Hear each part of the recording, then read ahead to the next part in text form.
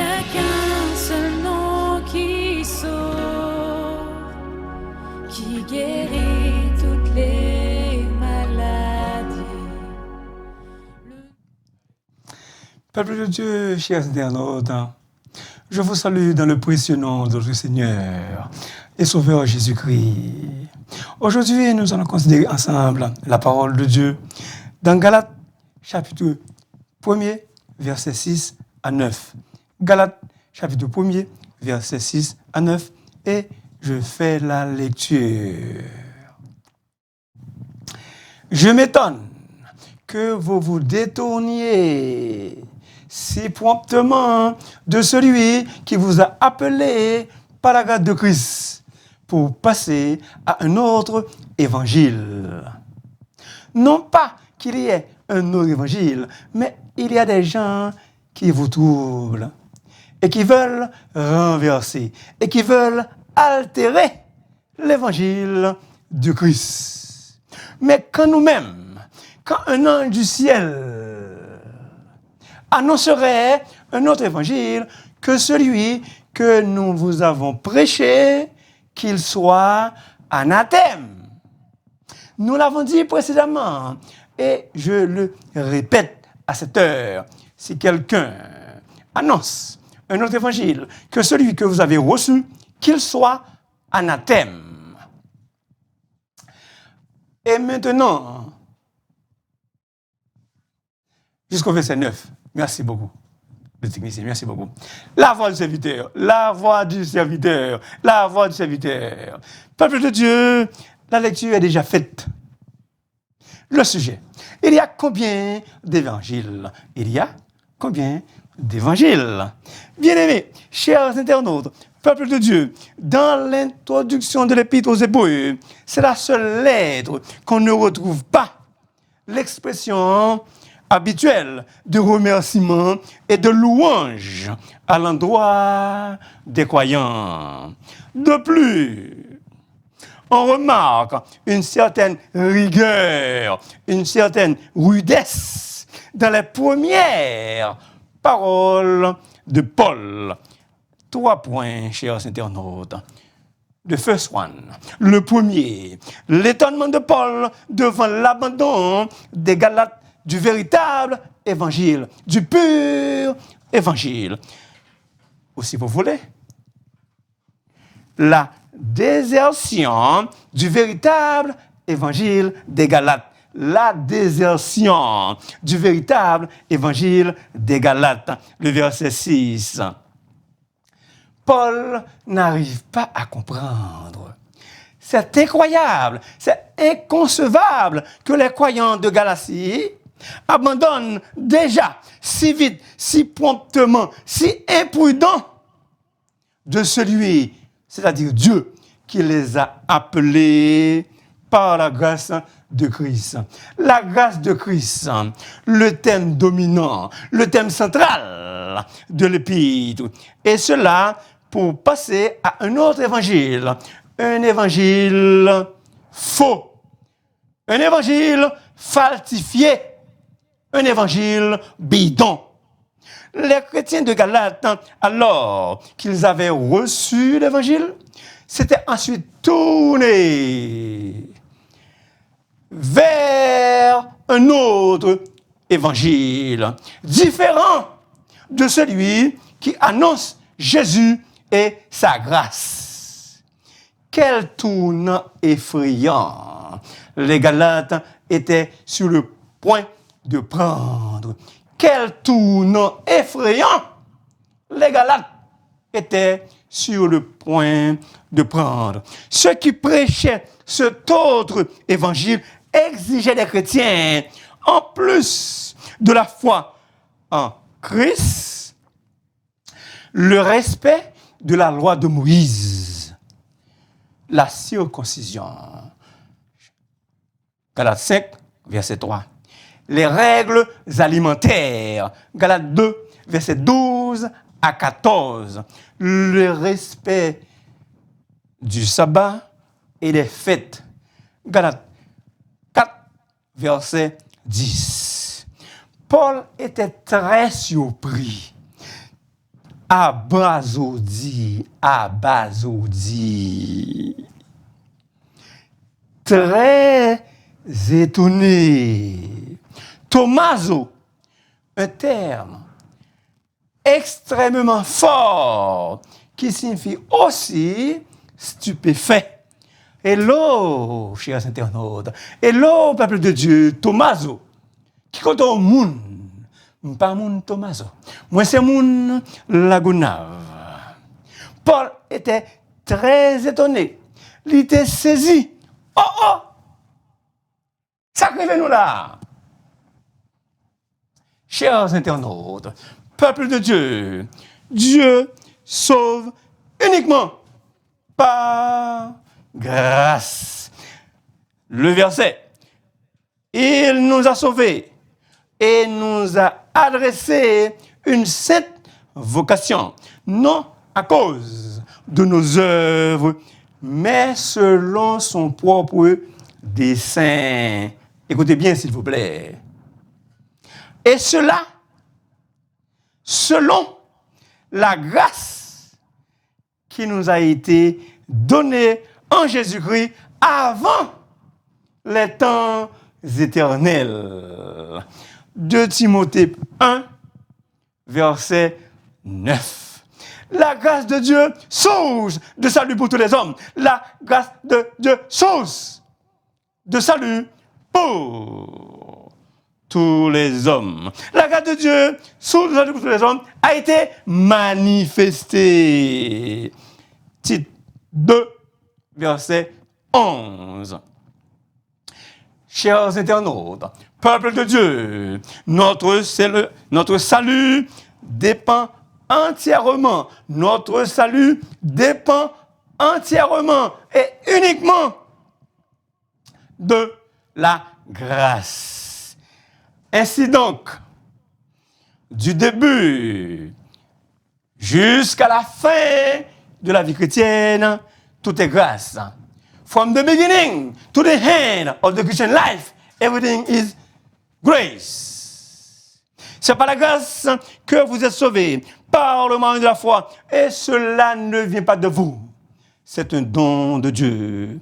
Ce n'est pas par les œuvres, afin que personne, nobody, ne se glorifie. Éphésiens 2, versets 8 et 9. La grâce, pierre de touche de l'évangile. La grâce, pierre de touche de l'évangile. L'évangile que nous prêchons, pas moi seulement, les autres prédicateurs, les autres invités. L'évangile que nous prêchons par la grâce de Dieu est aussi un évangile de paix et d'amour. Le salut est par la grâce seule. Sola gratia. Par la foi seule. Sola fide. Sans l'adjonction, sans l'addition d'aucune œuvre et d'aucun mérite. Le salut nous est octroyé exclusivement par la grâce et nullement par nos bonnes œuvres. L'argumentation de Paul doit nous servir d'exemple pour combattre les fausses doctrines semblables qui menacent encore aujourd'hui l'Église chrétienne, l'Église de Jésus-Christ. Il existe toujours, encore et encore, des gens qui enseignent que pour être sauvé, l'homme doit observer certaines règles. L'homme doit observer certaines règles ou coutumes religieuses ou certains rites. Il s'agit là d'un enseignement extrêmement pernicieux et très dangereux. Chers internautes, peuple de Dieu, la vérité, c'est que l'homme est sauvé par la grâce de Dieu seul. There is no other way. Il n'y a pas une autre façon d'être sauvé. La substance de l'évangile, c'est que l'être humain, le genre humain, est sauvé par la grâce de Dieu seul, la substance de l'évangile. Bref, Dieu sauve sans aucun égard aux œuvres. Car le péché imprègne même nos meilleures actions, même nos meilleures pensées. La raison de cette épître, la raison de cette lettre. Paul écrit pour s'opposer à des faux docteurs qui veulent pervertir, altérer l'évangile de Christ, en enseignant que Christ seul ne pouvait pas sauver les hommes, mais qu'il fallait aussi obéir à la loi juive pour être sauvé. Un tel enseignement, un enseignement pareil, rend caduc, démodé, nul la grâce de Dieu qui sauve.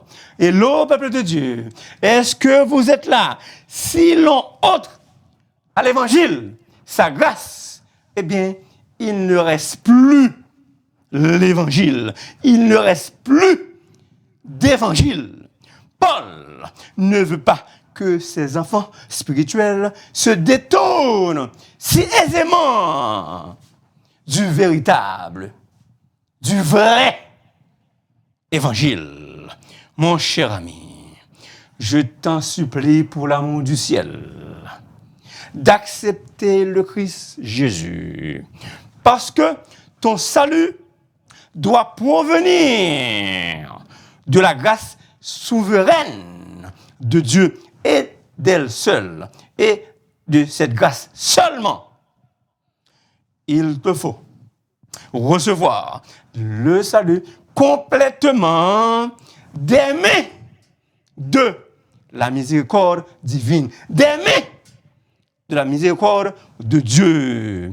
Jésus, mon cher ami, si tu n'acceptes pas encore, Jésus est prêt à te recevoir tel que tu es. Chose impossible, totalement impossible de gagner ton salut par l'assistance des œuvres. Évidemment, l'homme sauvé doit pratiquer de bonnes œuvres. Les bonnes œuvres, elles démontrent la manifestation de son salut. Nous sommes son ouvrage. Nous sommes son ouvrage, ayant été créés en Jésus-Christ pour de bonnes œuvres que Dieu a préparées d'avance, soulignez ça, afin que nous les pratiquions. Éphésiens 2, verset 10. Peuple de Dieu, chers internautes, la gentillesse ne sauve pas, mais si nous sommes sauvés, il nous faut être gentils. Rendre des services aux autres, rendre des services à autrui ne sauve pas. Mais si nous sommes sauvés, il nous faut rendre des services aux autres. Maintenant, une équation mathématique. S égale S. Si nous sommes sauvés, conséquemment, si nous sommes sauvés par voie de conséquence, il faut absolument servir qui? Nos semblables et Dieu. Le criminel condamné se tient tout tremblant. Tout tremblant de son trône. Dieu envoie son messager pour lui apprendre qu'il est prêt. Dieu est prêt à l'accueillir. Dieu est prêt à accueillir les pécheurs et leur pardonner. Écoutez bien ce qu'il a dit. Je veux bien, réplique l'homme, le criminel condamné. Je veux bien, mais laissez-moi faire quelque chose pour gagner ce pardon. Et il continue. Je veux bien venir à ce roi si je peux déclarer que j'ai accompli ma part pour gagner sa faveur. Mais le messager répond, non, tu n'as rien compris. Comprends bien, rien de bon n'existe en toi. Mais Dieu est prêt, dans sa grâce, à te prendre tel que tu es, méchant et indigne, et à te donner ce qu'il ne voudrait pas te vendre, et que de toute façon, tu ne pourrais pas acheter. Acceptes-tu? Acceptes-tu? Tout homme refuse naturellement d'être sauvé ainsi. Eh bien, sache que tu ne seras jamais sauvé d'une autre manière. Pourquoi? Parce que Dieu sauve uniquement par grâce. Dieu le Fils sauve. Dieu le Fils sauve. Son nom, Jésus, l'indique. Ce nom est dérivé du nom de Josué, Yoshua, qui signifie l'Éternel sauve, l'Éternel délivre. Yahweh ou Yahvé sauve et délivre. Jésus est le seul sauveur des êtres humains qui ne peuvent absolument pas se sauver eux-mêmes. Deuxième point, l'activité des faux docteurs. Le verset 7. Il y a combien d'évangiles? Il y a combien d'évangiles? Un seul. Pas d'autres bonnes nouvelles. Il n'existe qu'un seul évangile. L'évangile du salut par grâce. Puisque le seul évangile de Dieu est l'évangile de grâce. Chers internautes, peuple de Dieu, il n'y a sous le ciel aucun autre évangile qui a été donné parmi les hommes par lequel il nous faille d'être sauvés. Les judaïsants, c'est-à-dire ceux qui observent les cérémonies, les pratiques de la loi juive. Ces gens-là présentent leurs enseignements déviants comme une forme d'évangile. Mais Paul affirme avec vigueur, énergiquement, qu'il n'y a pas d'autre évangile. Un seul, l'évangile de Christ. Et donc, ça concerne le Fils né de la postérité de David selon la chair. Romains 1er, verset 3. Non pas qu'il y ait un autre évangile, mais il y a des gens qui vous troublent. Parasontes, qui veut dire littéralement secouer, déranger, perturber. Premièrement, ces faux docteurs, ces gens-là, ils sèment la confusion, ils sèment le trouble.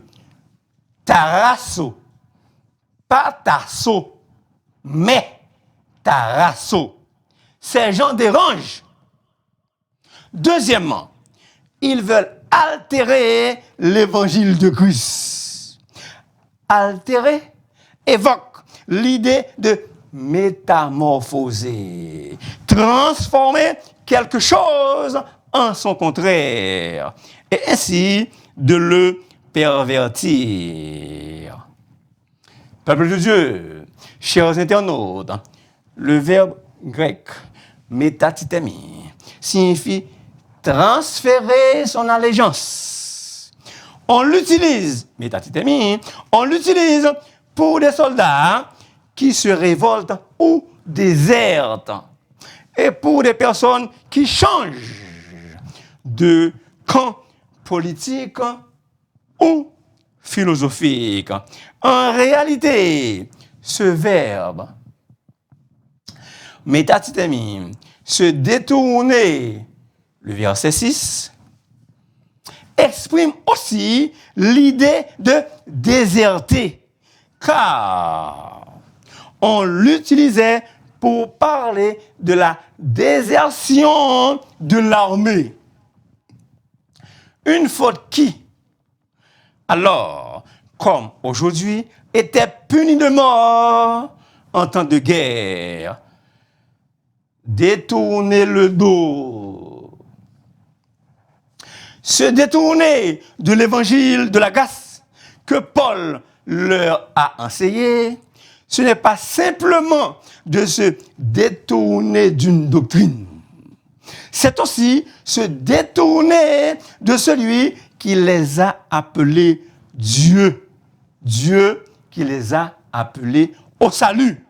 En d'autres mots, dans le christianisme, la théologie, l'expérience, la doctrine et la vie sont liés ensemble et ne sauraient être séparés. Peuple de Dieu, chers internautes, prenons garde de ne pas se détourner du pur, du véritable évangile. De ne pas se détourner si rapide, si téméraire de l'évangile, du véritable évangile.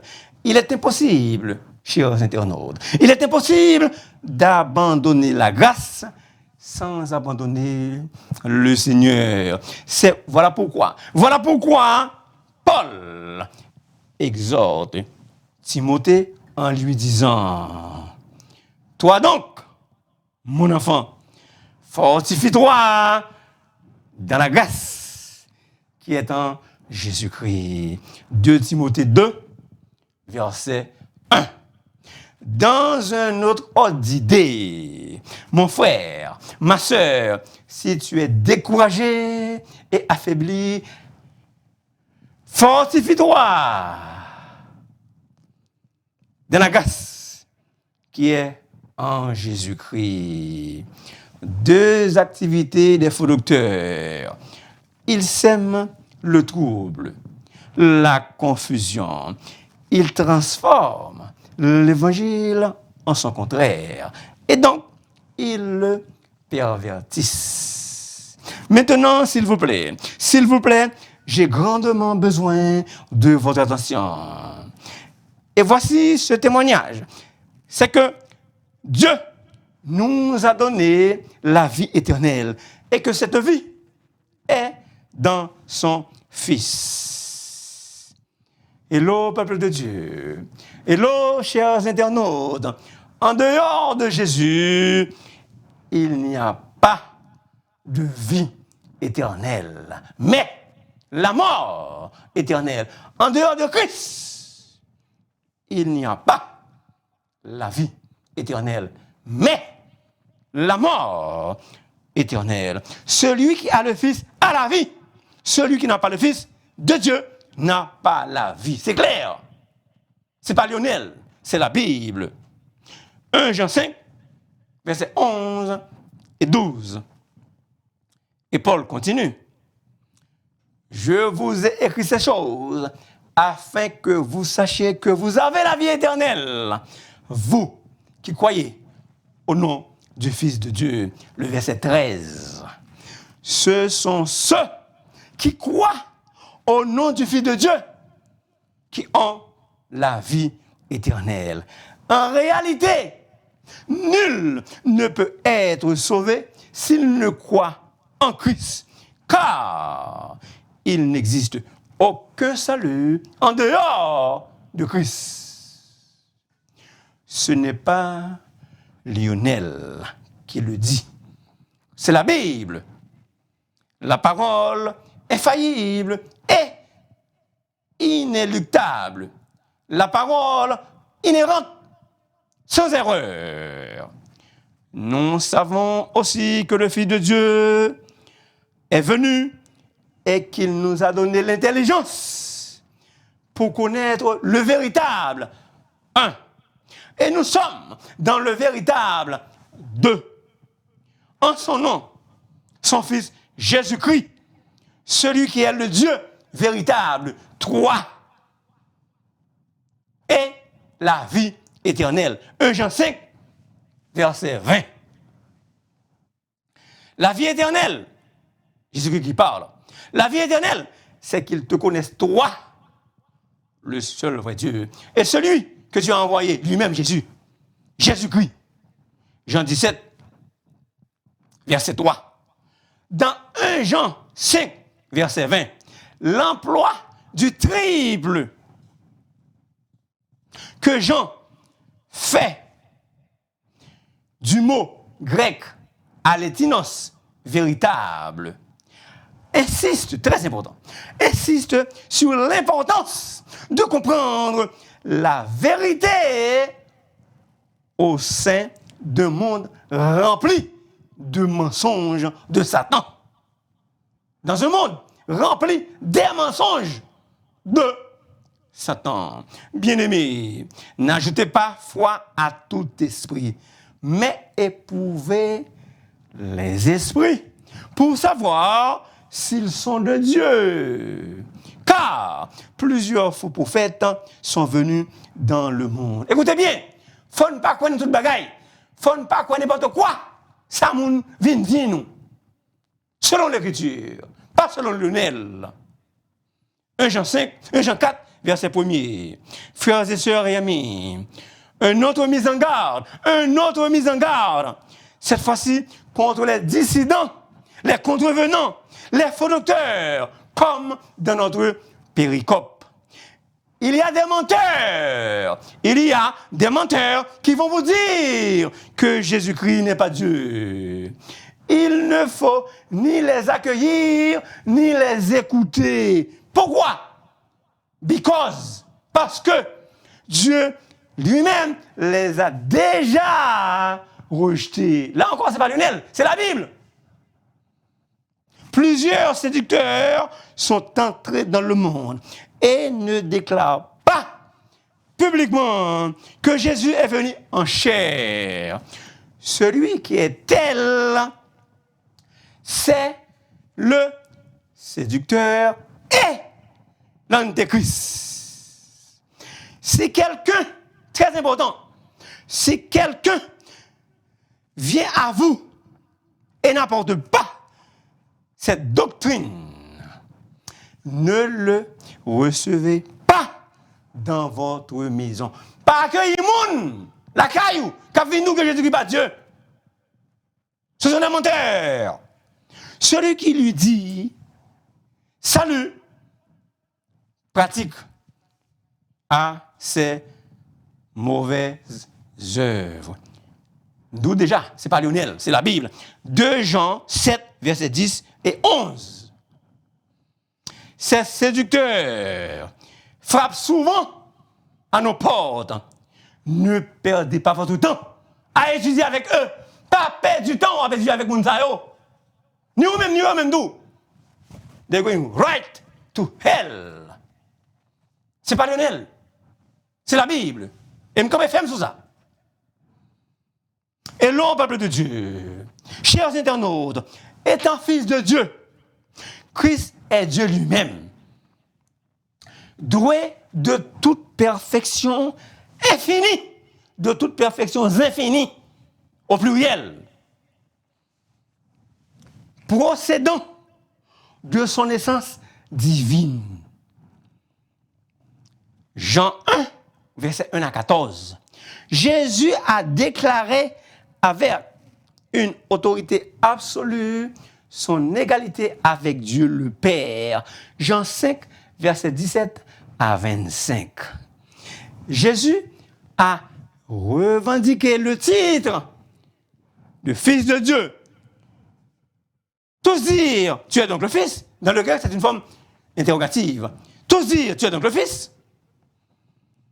C'est une question qui qui exige une réponse personnelle. Et Jésus leur répondit, vous le dites, je le suis. Ou dit-il, ego eimi, c'est ça même moyen. Je suis le Fils de Dieu. Je suis Dieu. Luc 22, verset 70. Et c'est parce Jésus avait maintenu ce titre devant le Sanhédrin qu'il fut condamné à mort pour blasphème. Matthieu 26, verset 63 à 66.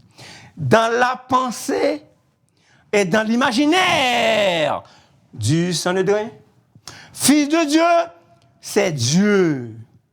Selon eux, le Nazaréen n'est pas Dieu. Ils sont malades. Ils sont malades. Disloqués. Déséquilibrés. Les apôtres aussi prêchaient que Jésus-Christ est Fils de Dieu. Galates 2, verset 20. Le droit à cette appellation lui avait été conféré ou confirmé par la descente du Saint-Esprit lors de son baptême, lors du baptême de Jésus. Et le Père y avait ajouté un témoignage audible, c'est-à-dire un témoignage que tout le monde entend. Et voici une voix fit entendre des cieux. Celui-ci est mon fils. C'est le Père qui témoigne pour son fils. Celui-ci est mon fils. En qui j'ai mis toute mon affection. Matthieu 3, verset 16. L'ex-président d'Haïti, peuple de Dieu. Ça, c'est drôle. Comme déjà souligné, le Fils de Dieu est Dieu. Le Fils de Dieu est Dieu.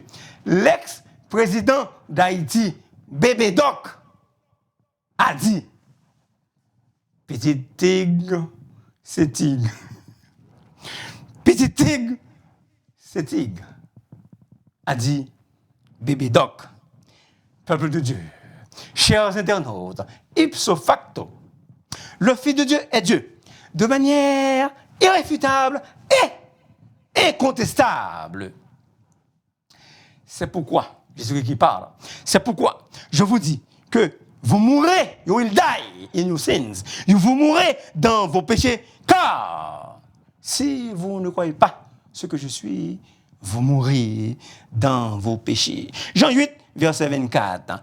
Ceux qui ne croient pas que Jésus-Christ est Dieu mourront dans leurs péchés. Je ne juge personne. Ce n'est pas Lionel qui le dit, c'est la Bible. Un éternel printemps dans mon cœur. Voyant arriver la mort, le poète français Victor Hugo, l'un des plus importants écrivains de la langue française, a dit « L'hiver est sur ma tête, mais un éternel printemps est dans mon cœur. Quand je serai dans la tombe, je ne pourrai pas dire « J'ai fini ma vie ». Le travail de ma journée recommencera le matin suivant. La tombe n'est pas une vallée aveugle. Elle est une voie de communication. Elle se ferme sur un crépuscule pour s'ouvrir avec l'aurore. Bien-aimés, chers internautes, mes confrères haïtiens, ces belles paroles nous rappellent un couplet du cantique au numéro 7 des Chants d'Espérance, où l'auteur dit qu'on ça la mort qui est pour le venir. Mais toutefois ça, c'est pas mourir. Mais non. Avec Jésus, pas gain la mort, c'est fait manger. Ouvrir là-bas, ouvrir là-haut. C'est moi qui ai ajouté le pas gain ouvrir en haut là-dedans. C'est fait manger, ouvrir là-bas. Jésus dit, je suis. Je suis la résurrection et la vie. C'est moi-même qui la résurrection et la vie. Celui qui croit en moi vivra, même s'il meurt. Et quiconque vit et croit en moi ne mourra jamais. Jean 11, versets 25 et 26. Jésus a déclaré, Fils de Dieu, avec puissance, avec force, selon l'esprit de sainteté, par la résurrection d'entre les morts. Romains 1er, verset 4. Jésus a de la puissance pour nous délivrer de tous nos problèmes. Jésus a puissance et force pour nous délivrer avec vous de tout problème, nous, selon sa volonté. Délivrer, sauver. Yasha, en hébreu. Délivrance. C'est déjà dit ça.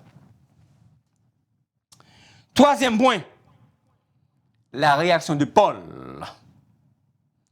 Versets 8 et 9. Afin de souligner le fait que le vrai évangile de la grâce de Dieu ne pourrait pas être altéré, Paul commença d'abord par faire un état d'un cas hypothétique. Supposons, dans le texte, même si nous-mêmes, si un ange du ciel annonçait, on fait ça, nous le déjà, un autre évangile, même si c'était Paul ou l'un de ses associés qui devait changer leur enseignement, les Galates ne devraient pas les écouter, mais les traiter comme des hérétiques, c'est-à-dire des impies, des non-sauvés, des non-conformistes. Et là, peuple de Dieu, est-ce que vous êtes là?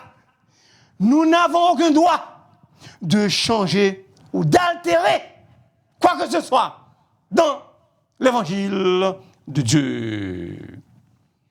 Aucun prédicateur, aucun docteur en théologie ou je ne sais pas quoi, aucun docteur, même pas un ange, n'est habilité à modifier la parole de Dieu. La prédication et l'enseignement de la parole de Dieu constituent une responsabilité lourde.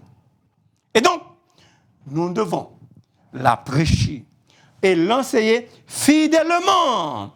Car si nous présentons un autre évangile contraire à celui contenu dans la Bible, la parole de Dieu, nous serons sous le coup d'un anathème.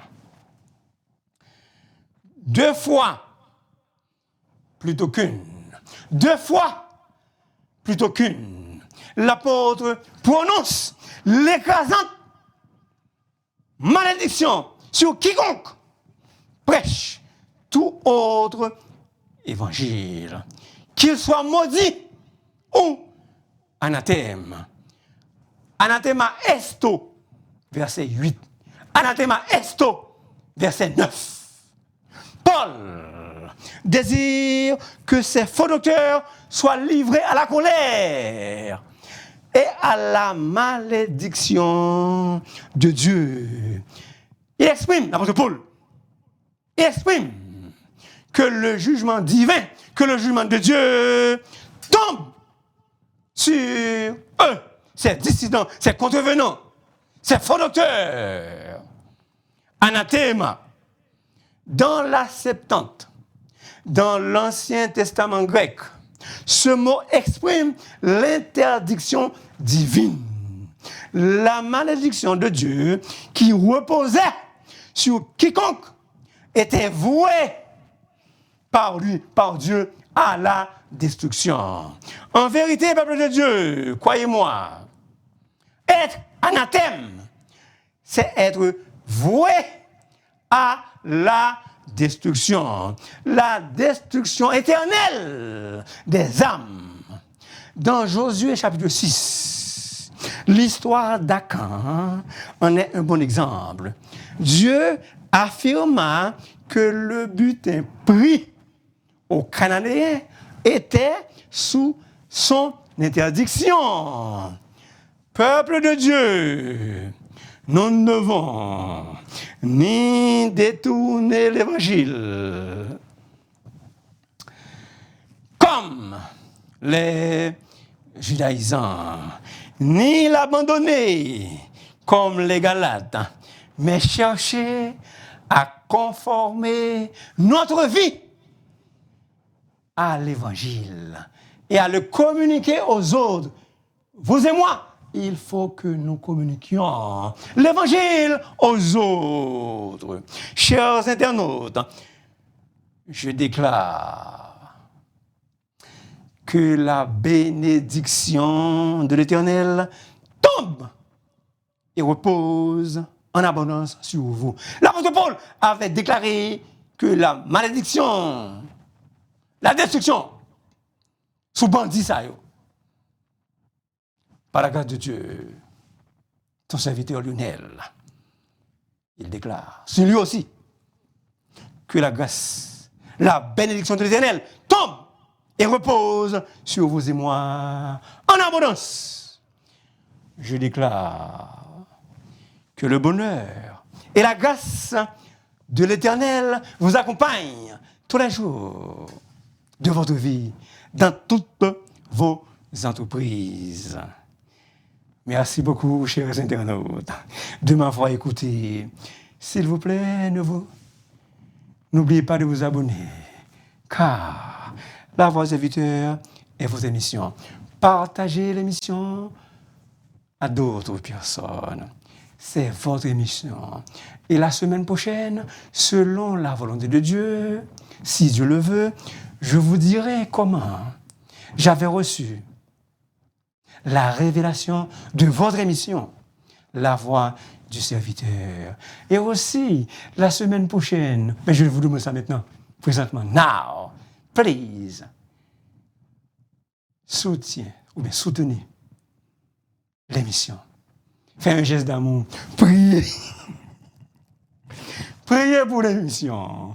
Votre émission, La Voix du Serviteur. Et comme vous voyez au bas de l'écran, il y a un moyen. Et je dois vous dire, je ne suis pas seul. J'ai une équipe. Bon, vous pouvez voir ça, hein? Il y a un technicien qui manipule les choses là. Je ne suis pas seul. Il y a un comité. Oui, je vous le dis. Si vous faites un non, le comité va savoir. Le comité va le savoir. Je ne suis pas seul. Mais non, absolument pas. Que Dieu vous bénisse. Que Dieu vous bénisse richement et abondamment.